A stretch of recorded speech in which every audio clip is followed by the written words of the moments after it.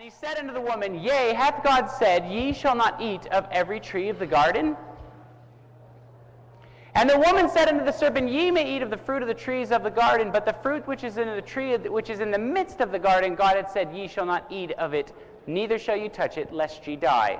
And the serpent said unto the woman, Ye shall not surely die, for God doth know that in the day ye eat thereof, that your eyes will be opened, and you will be as gods, knowing good and evil.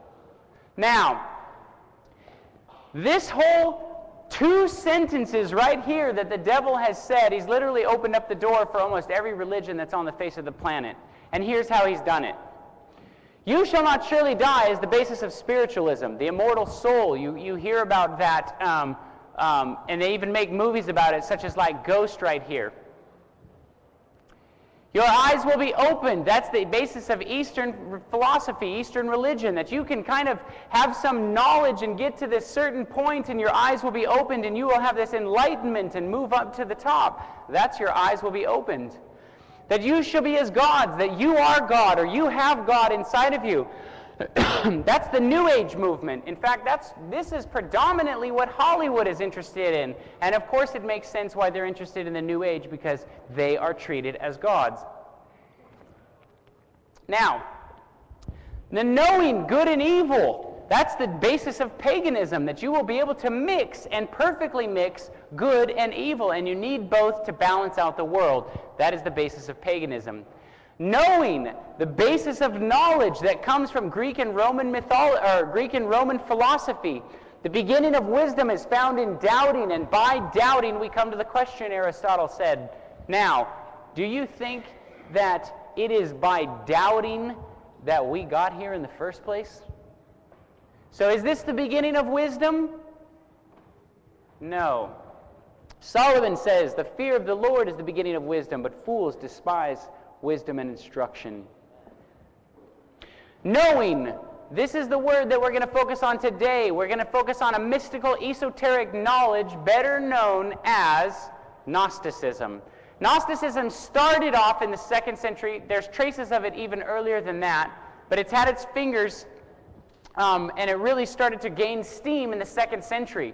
It sprung out of Christianity, and it's known as what they call inverted hermeneutics, flipping the Bible upside down. So they tell all the same stories as the Bible. They have the story of the Garden of Eden, the snake, the apple, the everything. They only take the characters and they make the good guys bad and the bad guys good. They flip it around.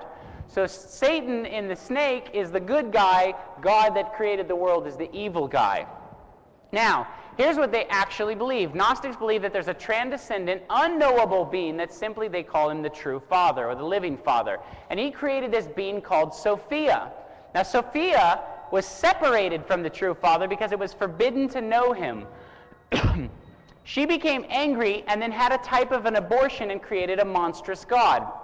Now, this monstrous god that she created, he was the one that was responsible for creating the physical universe, and his name is Yaldabaoth. Now, Yaldabaoth was believed that he was the one that was cast out of the physical universe, or out of the universe, and confined to the physical universe in which he created. They also teach that he is a twisted and cruel god, and that he created the material world to be evil. Now, this god Sophia, they believe, is the one that channeled the snake in the Garden of Eden, and this was a good thing to Gnostics because what the snake was doing was giving the human beings a knowledge saying that you have God inside of you. So that's the basis of what Gnosticism believes. Now, of course, who was cast out of the physical universe? Satan was, right? So they're saying the guy that created the world, which is who? Who created the world? Jesus. They're saying Jesus was kicked out of the universe. And they're saying, who's evil? The guy that created the world. So they're saying Jesus is evil. And this particular character that tried to enlighten the human race that they have God inside of you is the good guy. How many of you have heard of the Gnostic Gospels of Judas? This came out in the National Geographic and the news a few years back. And basically they found these scrolls that were, you know, all of a sudden it's a new gospel, and what it tells is that the Bible is actually not really right, and Judas is actually the good disciple, and the rest of them are the evil disciple. So here's a clip from the news, them talking about what this Gospel of Judas brought to our world. questions the way Jesus died and what's been considered gospel for nearly 2,000 years. Was Judas Iscariot, one of the 12 disciples with Jesus in his final days, really a traitor, or was he the favorite disciple given a secret as part of a divine plan? The Gospel of Judas is a real surprise. It pictures Judas not as the worst villain in the history of the world, as he's always been thought of in Christian tradition, but as the one disciple whom Jesus entrusts with secret understanding.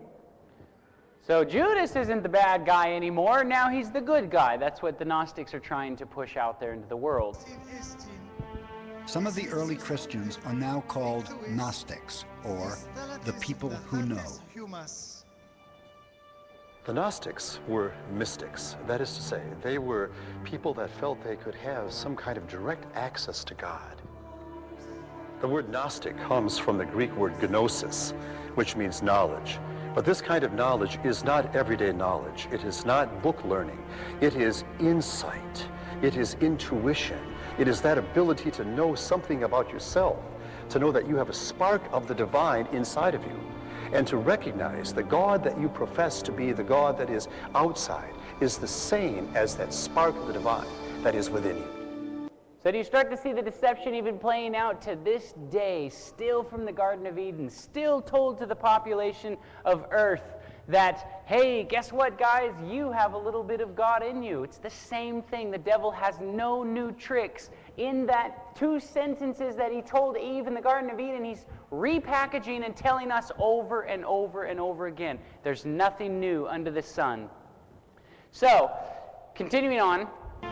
The Gnostics also preached that the body was a prison for the divine spirit within. To them, Jesus' death was a good thing. In fact, that's one reason experts think the Gospel of Judas was written by Gnostics. Well, the Gospel of Judas turns Judas's act of betrayal